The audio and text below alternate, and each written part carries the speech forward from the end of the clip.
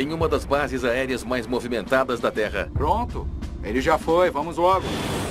Um avião de carga 747 está transportando equipamentos militares. Em segundos, as coisas dão terrivelmente errado. Abaixe o nariz! Tentando! Estava sem potência e em stall.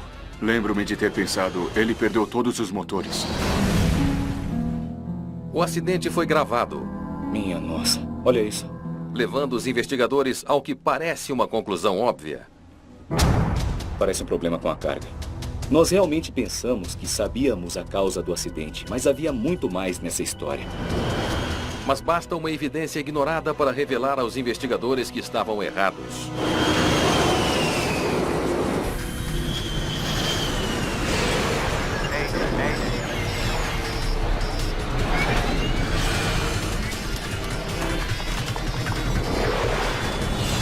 Acidentes aéreos. Esta é uma história real baseada em relatórios oficiais e relatos de testemunhas. Pesadelo afegão. A base aérea de Bagram, no nordeste do Afeganistão, praticamente não para. 29 de abril de 2013. Torre de Bagram, ISAF. 95 Alpha Quebec pronto para táxi. A tripulação do voo 102 da National Airlines está na última etapa de uma viagem exaustiva. O ar está pesado hoje. Sim, com certeza. Eles estão transportando carga em um Boeing 747 convertido e estão parados na pista esperando para decolar. Por favor, avise ao serviço de bordo que eu estou pronto para minha lagosta. Eu acho que ela está na primeira classe distribuindo caviar neste momento. Brincadeiras e piadas entre tripulações aéreas provavelmente é mais constante em tempos de estresse quando você tem essas situações fora do comum. Os tripulantes são todos americanos. O comandante Brad Hasler vai para casa ficar com a esposa, que está grávida. Ao lado dele está o copiloto Jamie Brokaw. O comandante Jeremy Lipka está no jump seat. O Sheets está lá atrás? Eu não ouvi. Espero que esteja lá. Sim, ele está lá atrás. Atrás da cabine de comando está o mestre de carga Michael Sheets, junto com 2 mecânicos e outro copiloto. Com pilotos adicionais a bordo, o avião pode voar longas distâncias sem parar. Os tripulantes são todos civis, contratados pelo Departamento de Defesa americano. Os militares americanos e seus aliados construíram mais de 50 bases em todo o Afeganistão durante a guerra. Bagram, sem dúvida, era a maior. Tem academias e 7 restaurantes, um complexo gigantesco. Tem lojas, um Burger King. No auge, mais de 40 mil pessoas moravam aqui. Agora, após 12 anos de luta, os militares estão reduzindo as suas operações. Soldados, armas e maquinaria pesada estão sendo transportados todos os dias. O controle de tráfego aéreo acompanha várias centenas de voos que entram e saem da base aérea.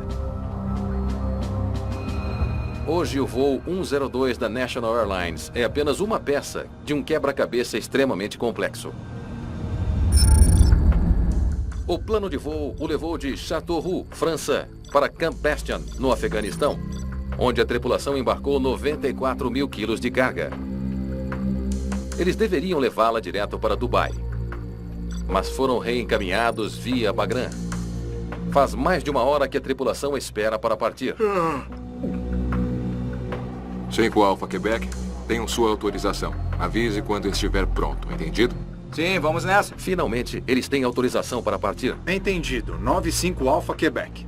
95 Alpha Quebec, táxi para a pista 3.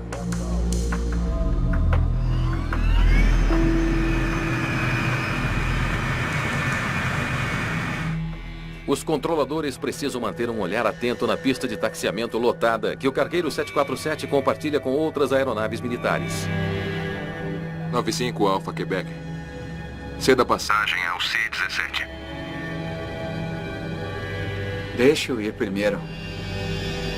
Entendido. Vamos deixá-lo ir primeiro. Um avião de carga C-17 militar taxia para a pista à frente deles. Embora as atividades militares estejam diminuindo no Afeganistão, este não é o tipo de lugar onde um civil quer se demorar. Bagram ainda é um alvo favorito do Talibã. É um lugar perigoso, não é Como o JFK, quero dizer, é um JFK cercado de terroristas. Para a tripulação do voo 102, cada atraso é sinônimo de mais riscos. Pronto, ele já foi. Vamos logo. Seguindo o C-17, aqui é 95 Alpha Quebec.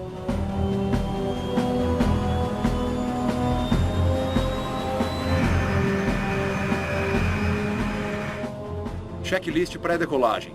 Flaps? 10-10, confere. Você certamente está pensando, o que eu faço se alguém começar a disparar contra nós no chão? Bom, isso é um bocado de pressão mental. O C-17 à frente já decolou. Como é que está essa asa aí? Parece tudo bem? Está tudo ótimo. Estamos todos satisfeitos, gente?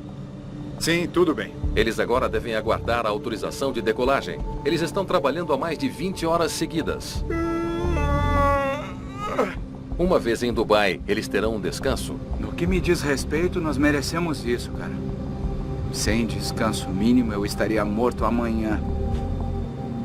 Acho que concordo plenamente com isso. É uma situação de estresse real. Eles estavam, com razão, querendo que esse dia chegasse ao fim. Finalmente, às 15h25, eles são liberados para decolar. 95 Alpha Quebec, pista 3, cabeceira da pista. Pista 3 livre.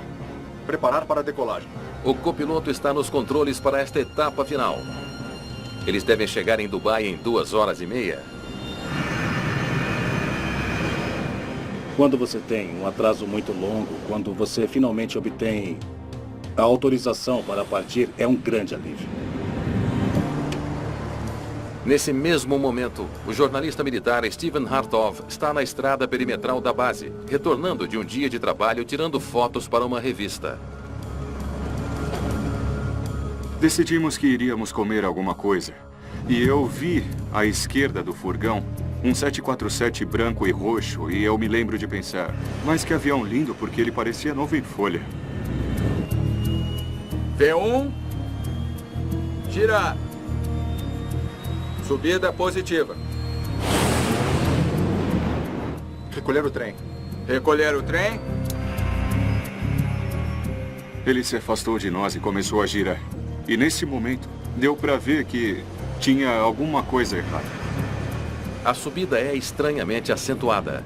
O que está acontecendo com aquela aeronave? Ela estava quase falhando no ar. E eu imediatamente disse, o que está acontecendo com aquela aeronave? Está sendo alvejada?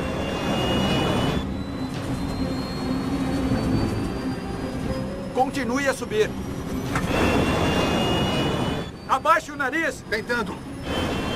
O avião repentinamente fica incontrolável. O nariz não desce. O controle é meu.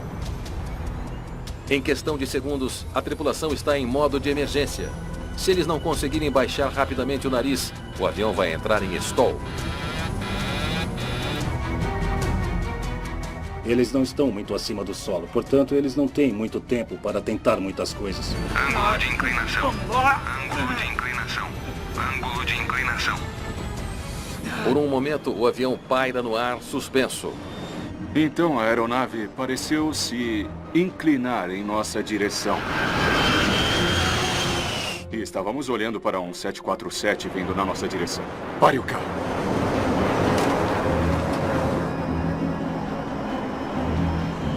De repente, ele estava sem potência e em stall. E lembro-me de ter pensado, ele perdeu todos os motores. Não desça. Não desça.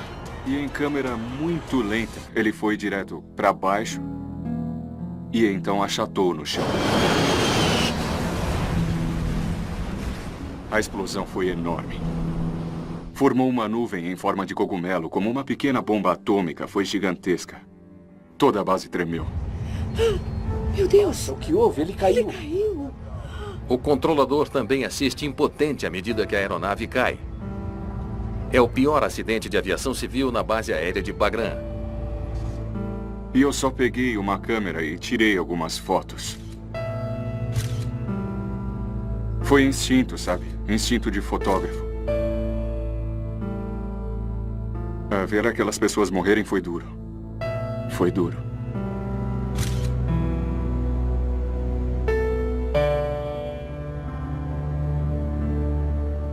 Eu ainda penso nisso. Às vezes eu acordo pensando nisso. Um avião de carga americano foi abatido? A segurança de milhares de pessoas agora depende dessa resposta. Hoje, oficiais identificaram 7 americanos mortos na queda de um avião de carga no Afeganistão. O voo 102 da National Airlines caiu na maior base aérea norte-americana no Afeganistão.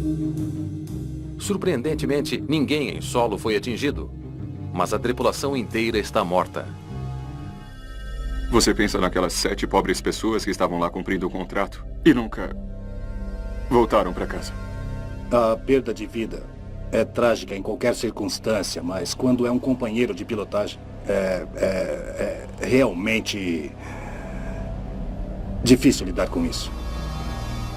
Poucas horas depois, o Talibã reivindica a responsabilidade.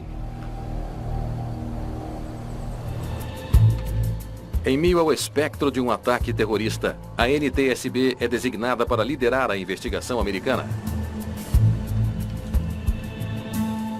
Embora não fosse ideal, era um daqueles casos em que nós tínhamos um trabalho a fazer, então nós fomos lá fazê-lo. Tim LeBaron lidera a equipe de 5 investigadores. Essa investigação foi muito diferente porque nós estávamos trabalhando em uma zona de guerra. Quando chegamos lá, nos deram coletes à prova de balas e capacetes de Kevlar para usar no local do acidente. Já que esta é uma base americana, a NTSB, uma entidade civil, terá de trabalhar de perto com os militares. E aí, o que você tem para mim? Uma varredura militar do local do acidente já descobriu as caixas pretas. Os militares americanos encontraram o gravador de dados de voo e o gravador de voz antes de chegarmos e os mandaram de volta aos Estados Unidos para o laboratório da NTSB. Então tínhamos a esperança de obter boas informações desses gravadores que ajudariam a explicar por que o avião caiu. Tem um relatório para mim? Mas a outra notícia surpreendente. A varredura não revelou evidência alguma de um ataque de mísseis. Tem certeza? A reivindicação do Talibã foi puramente oportunista. Vamos ver o que temos aqui, tá bom? Tendo eliminado a explicação mais óbvia para o acidente, a equipe deve agora examinar os destroços novamente. O dano a esta aeronave foi um dos maiores danos causados por incêndio com o que tive que trabalhar na minha carreira. Então nós realmente não tínhamos muito com o que trabalhar.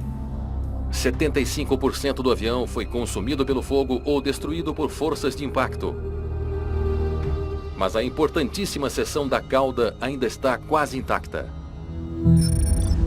A cauda abriga diversas superfícies de controle do avião, incluindo os importantíssimos profundores, que os pilotos movem para cima ou para baixo para controlar a inclinação do avião. E a inclinação foi um problema desde o início do voo 102. Ainda tínhamos aquela estrutura, então tínhamos algo de valor para olhar com relação a uma possível causa do acidente. Eles examinam minuciosamente a mecânica da cauda. Nós analisamos os atuadores hidráulicos dos lemes de profundidade e realmente não encontramos problema algum com eles. Estranho, tudo parece conferir, não tem problema aqui. Por que esses caras não conseguiram baixar o nariz? Se os controles de voo estavam funcionando, então algo mais deve ter deixado o avião incontrolável.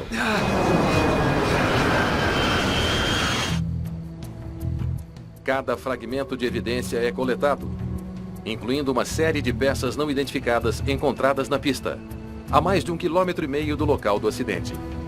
Alguém sabe o que é isto aqui? Vamos descobrir. A nossa equipe foi ao Afeganistão uma vez só e seria a única vez. Por isso era muito importante para a nossa equipe documentar o que pudesse, que encontrássemos o que fosse possível, porque sabíamos que nunca poderíamos voltar e ver os destroços de novo. Vamos mandar essas fotos para Boeing. Os fragmentos de destroços serão enviados para os Estados Unidos, onde o fabricante terá de identificá-los. Com todas as provas agora coletadas no local do acidente, os investigadores transferem suas operações para um local abrigado. A nossa base foi montada no porão de uma antiga torre de controle. Muito bem, vamos limpar esse lugar, tá bom? Vou montar lá. Realmente não havia espaço de trabalho lá embaixo. Havia um monte de computadores, havia placas que alertavam sobre a presença de amianto. Era um ambiente bem rústico. Enquanto se acomodam em sua sede temporária, um vídeo do acidente aparece na internet. Minha nossa. Olha isso. Gravado de um veículo desconhecido na estrada perimetral. Ele revela uma pista enorme sobre a subida e queda erráticas do avião.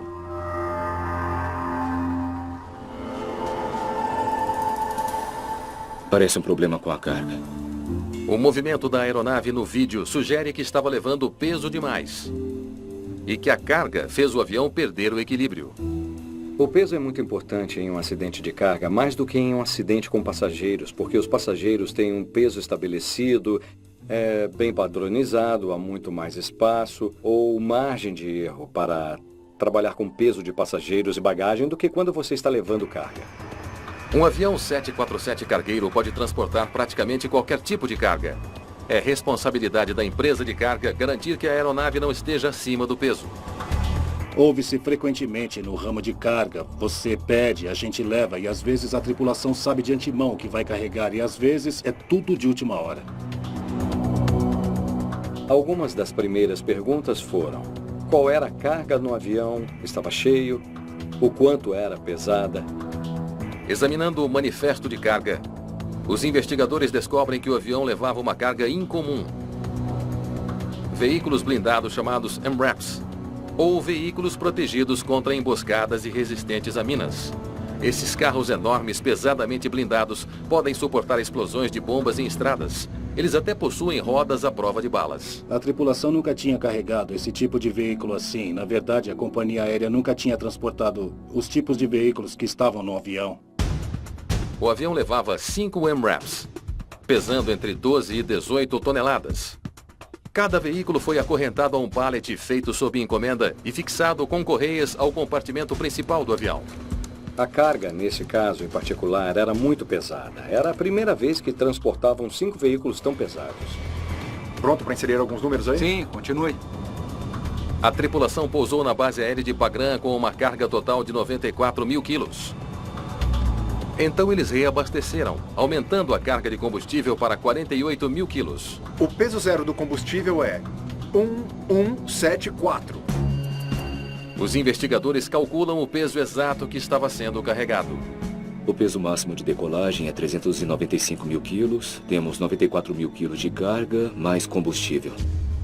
Eles descobrem que mesmo com a carga pesada e o combustível, o avião não estava com sobrepeso. Estava quase 90 mil quilos abaixo do limite de segurança. Peso definitivamente não foi o problema. Outra coisa deve ter causado a queda do 747 cargueiro. Mesmo que o peso da carga não tenha sido responsável pela queda do voo 102, o equilíbrio da carga poderia ser o problema. Se a aeronave desde o início é carregada de maneira desequilibrada, então isso afeta o desempenho do avião. Deixa eu ver os diagramas. Os investigadores mapeiam o posicionamento dos MRAPs no compartimento de carga para estudar o equilíbrio da carga. Encha com a nossa carga. 3 MRAPs pesam 18 toneladas cada. Nas extremidades estão versões menores, que pesam 12 toneladas cada. O centro de gravidade com os veículos posicionados parece ser 30,4%. Depois de alguns cálculos, eles determinam o equilíbrio da carga. O avião realmente era capaz de carregar o peso e carregado estava dentro do centro de gravidade. É uma avaliação intrigante, mas há outra possibilidade. Mesmo que a carga estivesse equilibrada antes da decolagem, poderia ter se deslocado enquanto o avião estava decolando. O foco agora se volta para os procedimentos de carregamento, ou mais especificamente, os MRAPs estavam devidamente presos. Os contêineres de carga padrão são travados por um sistema de hardware construído sobre trilhos no chão. Mas cargas grandes em formatos estranhos, como os MRAPs, não podem usar essas travas. Correias pesadas de nylon são presas a pontos de fixação ao redor do compartimento. O que se tornou crítico para mim foi o processo de calcular o número de correias necessárias para prender esses 5 veículos. O mestre de carga do avião usou um manual da National Airlines para calcular quantas correias seriam necessárias para prender os veículos. Baseado em seu manual de operações de carga, os números determinados eram 24 correias para os MRAPs de 12 mil quilos e 26 correias tiras para os 3 Cougars, 18 mil quilos. E ao ver a lógica dele para calcular esses números, tudo parecia fazer sentido para mim. Apesar do surgimento do vídeo gravado do carro, as análises mostraram que o avião não estava sobrecarregado. estava corretamente balanceado e a carga estava presa de acordo com os padrões da empresa. Os investigadores precisam descobrir o que estava acontecendo dentro do avião. As informações das caixas pretas serão cruciais. O controle é meu! Os gravadores de dados de voo registram o que o leme de profundidade, os ailerons e os controles estão fazendo. Então nós tínhamos muita esperança de que obteríamos boas informações daqueles gravadores que ajudariam a explicar por que o avião tinha caído. Alô? Uma ligação vem da sede da NTSB em Washington. Oi. Você tem as leituras? Os dados da caixa preta estão disponíveis. Isso é ótimo. Mas há um problema. Sério? Eu recebi um telefonema do nosso diretor, John Delice, e ele me informou que, infelizmente, o gravador de dados de voo e o gravador de voz da cabine de comando tinham parado de funcionar logo após a decolagem. As coisas começaram a dar errado logo após a decolagem, no chamado ponto de rotação. Mas esse é precisamente o momento em que as caixas pretas deixaram de gravar. Ter as gravações logo após o ponto de rotação teria sido muito útil, mas não tínhamos nenhuma dessas informações. Obrigado. Nós realmente tivemos que voltar a velhos métodos de investigação. Eu chamo isso de métodos da antiga. Os investigadores decidem contatar testemunhas que possam ter visto o avião decolar. Tudo bem, o que mais você viu? Em uma base deste tamanho, pode haver milhares de pessoas que poderiam fornecer pistas em potencial. Muito bem, muito obrigado. Você precisa realmente entrevistar muitas testemunhas diferentes e ouvir o fio comum, que é o mesmo em todas as declarações das testemunhas. Desculpa, o que foi que você viu? Uma testemunha relata algo incomum. Um varredor de pista tem certeza de que viu rastros de fumaça saindo de trás do avião depois da decolagem. E não estava saindo das asas nem dos motores. Seu testemunho levanta a possibilidade de que um incêndio dentro do avião possa ter causado o acidente. Se o incêndio tivesse começado dentro do porão de carga durante a decolagem, haveria evidências disso nos pedaços de destroços do interior do avião. O interessante era que a parte da cauda, a antepara de pressão traseira, que tem a cor branca, não tinha evidência alguma para sustentar que tivemos um incêndio a bordo do avião antes do impacto. Não tem sinal de qualquer resíduo de fumaça. Não pode ter havido um incêndio a bordo. Os investigadores estão em outro impasse. Eles ainda não têm provas concretas sobre os últimos momentos fatais do voo 102. Quando você vai a uma cena de acidente onde tudo parece estar queimado e não sobrou quase nada, como é que se pode fazer uma investigação? Mas uma coisa é certa, sempre tem evidências. Acesse o gravador de voz e aguarde. Em busca de respostas, os investigadores se voltam para o gravador de voz da cabine de comando.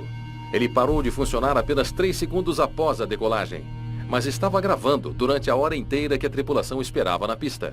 Por que não? Vamos ouvir as 2 horas inteiras, pode haver alguma coisa. Aí está o seu problema. O que é isso?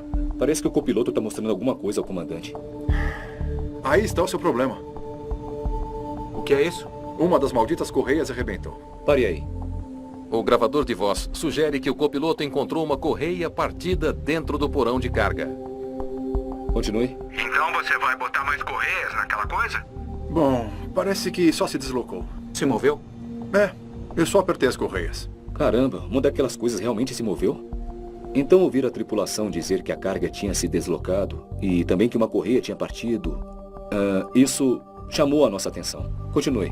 Todas as correias que os impediam de ir para trás estavam soltas. A carga não devia se mover nem 1 milímetro. Apesar da conclusão anterior dos investigadores de que a carga pesada estava devidamente presa e, portanto, não podia se deslocar, o gravador de voz sugere que a verdade era o oposto. Então, a partir dessa informação, sabemos que eles tiveram um deslocamento de carga quando chegaram e pousaram, e isso foi muito importante para nós na nossa investigação. Todas as correias que os impediam de ir para trás estavam soltas. O que é que você acha que vai acontecer quando você bate na pista, aciona os freios e não usa o reversor? Não haveria nada que você pudesse fazer sobre isso. Eu vou descer deste avião. Que medo! Eles não fazem ideia da seriedade disso.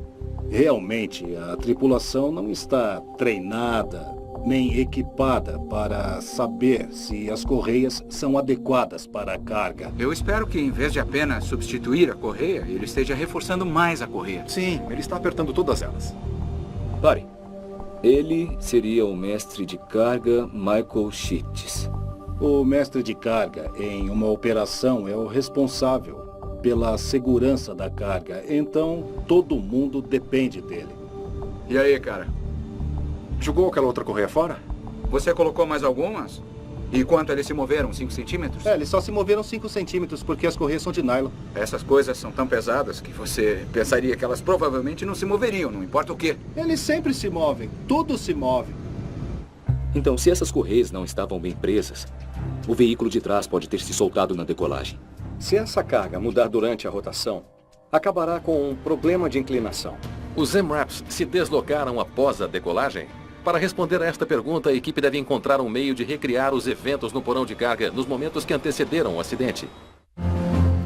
Então não há evidência de Os investigadores precisam provar que um dos veículos pesados resistentes a minas e protegidos de emboscadas se deslocou durante o voo. As pistas podem ser difíceis de encontrar nos poucos e dispersos vestígios da aeronave. Mas uma coisa que nós, investigadores, fazemos é entrar em um ambiente muito caótico e trazer ordem para ele. Muito bem, rapazes, ótimo. Coloquem isso bem no centro. Coletei o máximo da estrutura de antepara de pressão traseira que consegui. E acredito que conseguimos de 90% a 95%. A antepara de pressão traseira é uma parede hermética. Ela protege a área de carga da seção da cauda da aeronave que não é pressurizada. Os investigadores separam pedaços do forro que reveste o lado do porão de carga da antepara. Você encaixa com esse aqui. Dá uma olhada nisso. Posso adivinhar o que é isso? E dava para ler as palavras Goodyear. O que se tornou óbvio foi que o pneu do veículo traseiro tinha impactado a antepara de pressão traseira e deixado essa marca de pneu no forro. Bom, parecia que o pneu foi pressionado para cima como um carimbo de borracha na antepara de pressão traseira. Só existe um pneu capaz de fazer isso. A marca corresponde ao estepe no canto superior direito do veículo que estava na traseira. O veículo em si foi encontrado caído nos destroços. Danificado, mas não destruído pelo fogo. Passa essa lanterna para mim. Obrigado. A caixa metálica traseira da antena do mesmo MRAP está danificada e fornece outro grande indício. Olha só. Transferência de tinta. A caixa fica no alto da parte traseira do MRAP. Isso parece um golpe direto. O único lugar em que podíamos pensar que havia tinta laranja era no gravador de voz da cabine de comando e no gravador de dados de voo. Para atingir os gravadores de voo, o MRAP teria que se deslocar pelo menos 3,5 metros. Ele poderia ter se movido tanto? Algumas medições rápidas mostram que a altura da transferência de tinta na caixa da antena se alinha perfeitamente com a localização dos gravadores cor de laranja dentro do avião. A caixa da antena ficava a cerca de 264 centímetros acima do nível do chão. E o gravador de voo e gravador de voz ficam a 264 centímetros do chão da aeronave. Agora você está começando a ver uma cadeia de eventos. Esse veículo tinha de estar se movendo para trás. Ambas as caixas pretas pararam de gravar segundos após a decolagem, porque um MRAP de 12 toneladas as atingiu. Mas mesmo que um veículo pesado danificasse os gravadores de voo, teria sido capaz, de algum modo, de derrubar um enorme 747?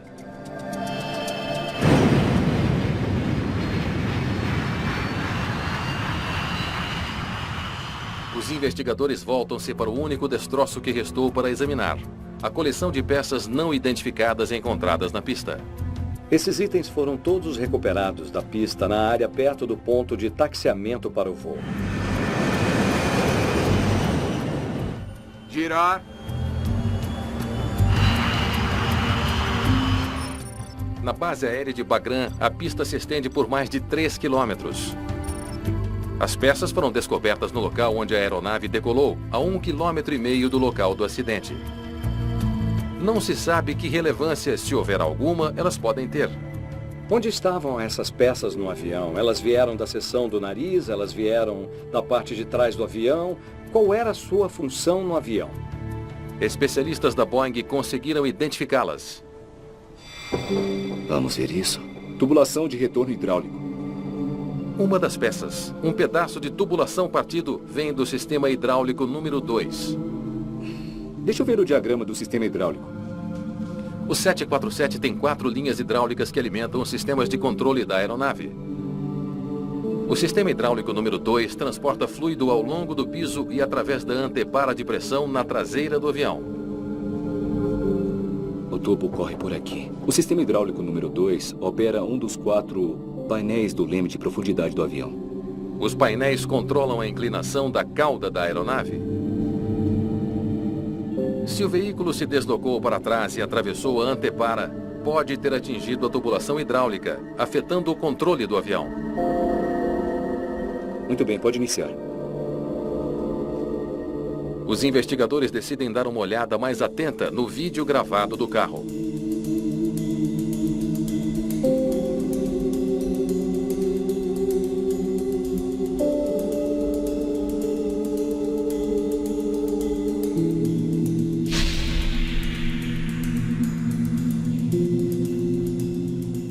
Vamos repetir, desta vez em câmera lenta. Após um exame mais atento, eles percebem algo estranho. Pare aí.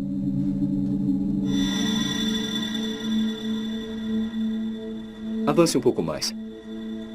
Um pouco mais, um pouco mais. Pare.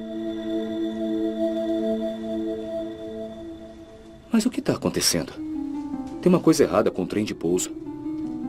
Aviões grandes, como o 747, têm um sistema de trens de pouso bem complicado para poderem suportar as cargas que eles levam. Eles descem juntos e sobem juntos, e são necessários vários sistemas hidráulicos para fazer isso acontecer.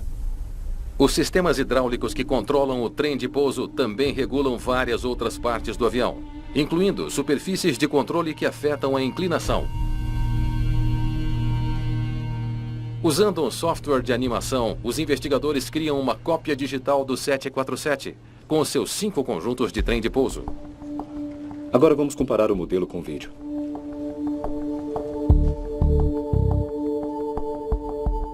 Estes aqui estão baixados e este aqui está recolhido. Isso não deveria acontecer.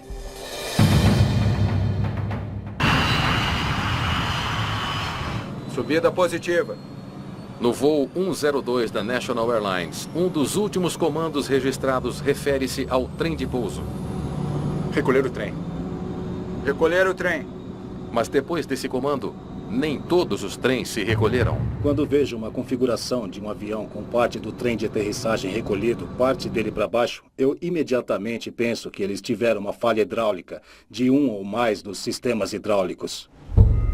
Parece que danos a uma das 4 linhas hidráulicas podem ter acontecido no ar. Então, quais sistemas falharam?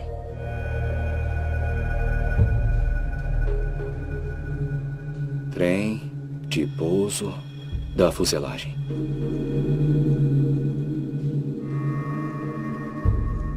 Os trens de pouso do nariz e da fuselagem não se recolheram. Deve ter sido o sistema 1. Conseguimos determinar que o sistema hidráulico número 1 tinha sido danificado em algum momento antes do avião bater no chão. A descoberta da linha hidráulica partida explica o relato de fumaça da testemunha ocular. À medida que o fluido hidráulico se vaporiza atrás do avião, ele até se parece com fumaça. Os investigadores acham que finalmente solucionaram o mistério. O pesado veículo blindado soltou-se, bateu contra a parte de trás do avião e cortou as linhas hidráulicas, tornando o avião incontrolável.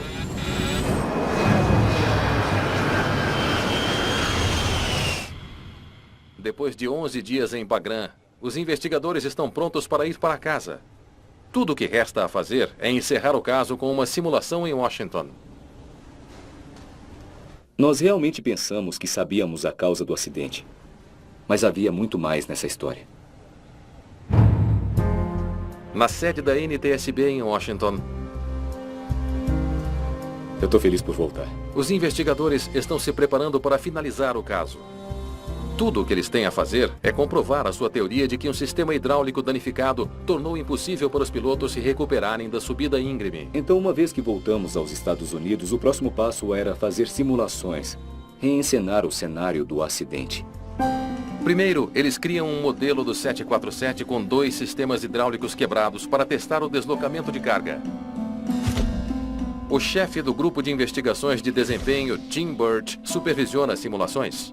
Se um desses veículos blindados se move para trás e ocorre uma mudança de centro de gravidade, o avião é controlável? Muito bem, o que mais a gente sabe? Vamos tentar os novos números de balanceamento. Vamos levar o que sabemos até certo ponto e depois vamos começar a fazer os casos prováveis com a simulação para ver se podemos montar uma história que faça sentido. Muito bem, avião. Vamos ver o que você faz agora. Mas quando eles executam a simulação do veículo de trás se soltando, algo totalmente inesperado acontece. Recuperação. O nariz desce e ele se recupera. Transfere mais peso para trás.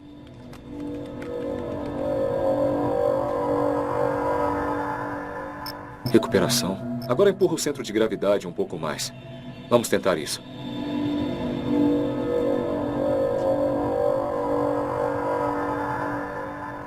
Mesmo com 2 sistemas hidráulicos partidos e um MRAP esmagado na parte traseira do avião, as simulações mostram que a aeronave pode ser controlada.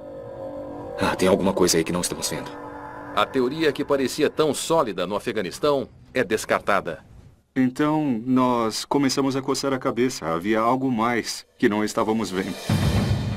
A maioria dos destroços do avião agora está enterrada perto do local do acidente no Afeganistão, a milhares de quilômetros de distância.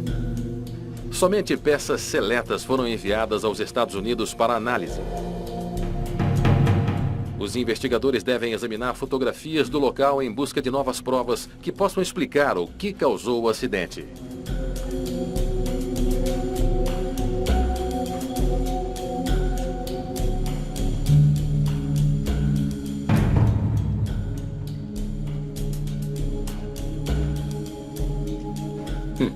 Será? Então era preciso ir além. E a próxima coisa depois da antepara de pressão traseira e que controla a inclinação na aeronave é o macaco de rosca. Oi. Onde foi parar o macaco de rosca do estabilizador? O estabilizador horizontal é uma grande superfície de controle que ajuda a equilibrar o avião no ar.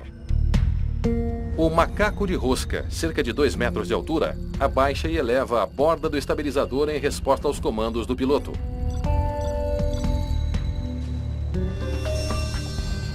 O macaco de rosca encontrado no local do acidente estava envergado e cortado bem perto de sua base.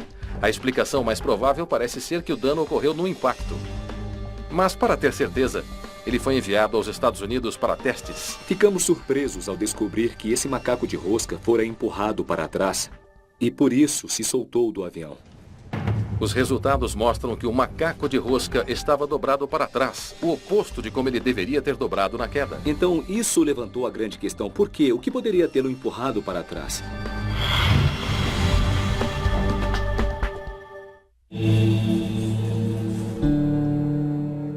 Nós temos uma cópia disso?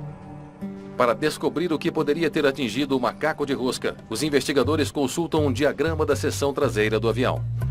Eles fazem algumas medições cuidadosas e encontram o que queriam. Um choque direto. Eu fui capaz de determinar que o para-choque do MRAP se alinha diretamente com o motor do macaco de rosca na área onde ele se separou da parte inferior da fuselagem. Eles introduzem os novos dados. A simulação agora inclui um macaco de rosca quebrado, que deixa o estabilizador flutuando livremente. Um MRAP atrás e 2 lemes de profundidade partidos. Queda. É igual a um avião incontrolável. Os investigadores finalmente sabem que um MRAP chocando-se contra um macaco de rosca é o que causou a queda do avião. Mas ainda resta um grande mistério. Ainda não terminamos. Tem mais uma pergunta. Como aquele MRAP se soltou? Em Bagram, o mestre de carga tinha calculado o número correto de correias para usar em cada veículo. Ele baseou seus cálculos no manual de operação de carga da empresa aérea. Como a carga se soltou se ele seguiu o procedimento correto? Eu imediatamente comecei a entrar em contato com outros operadores de carga para entender o que deve ser feito para prender a carga flutuante usando correias. Quando executivos da Boeing revisam os procedimentos, ficam inconformados. Os fabricantes ficaram bastante chocados em ver como eles estavam interpretando os requisitos.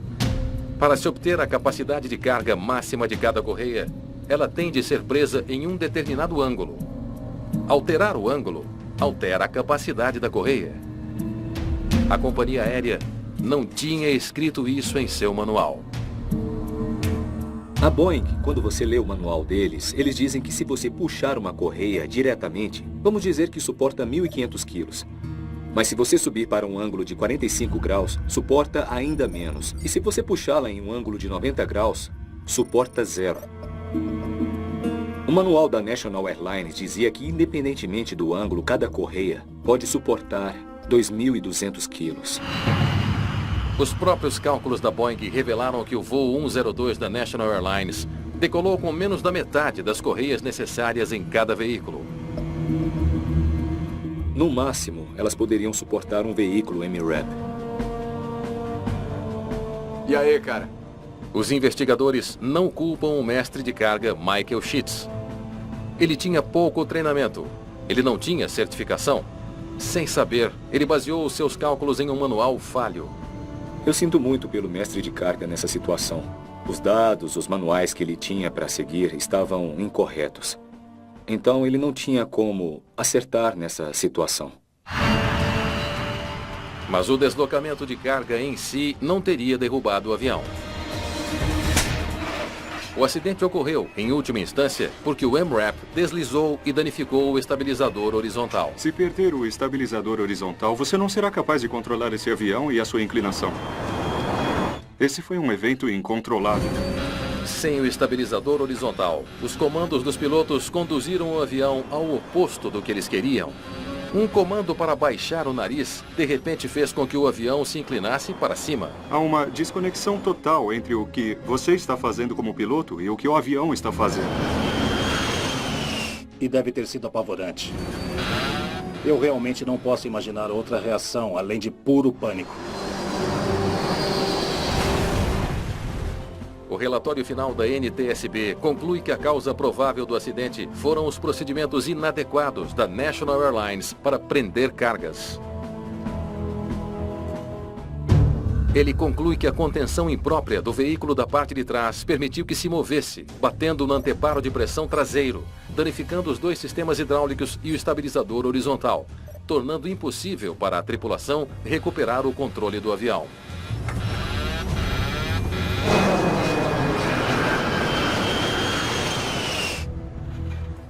Uma das principais recomendações é a certificação obrigatória de todo o pessoal que realiza manuseio de carga. Uma medida para padronizar seus procedimentos, treinamento e carga de trabalho. Eu sei que há economia envolvida no uso de mais pessoas qualificadas, mas eu certamente espero que eles acabem fazendo com que os mestres de carga dessas operações de carga sejam bem qualificados, como qualquer outro. Então, refletindo sobre esta investigação, havia muitos obstáculos. Tínhamos ido ao Afeganistão com uma equipe muito pequena. Tivemos que apelar para métodos antigos. Mas, no final, nós conseguimos elaborar recomendações de segurança que, acredito eu, vão evitar que um acidente como este ocorra novamente. Eu não me esqueço da tragédia, mas também tenho muito orgulho por acreditar que conseguimos fazer a diferença.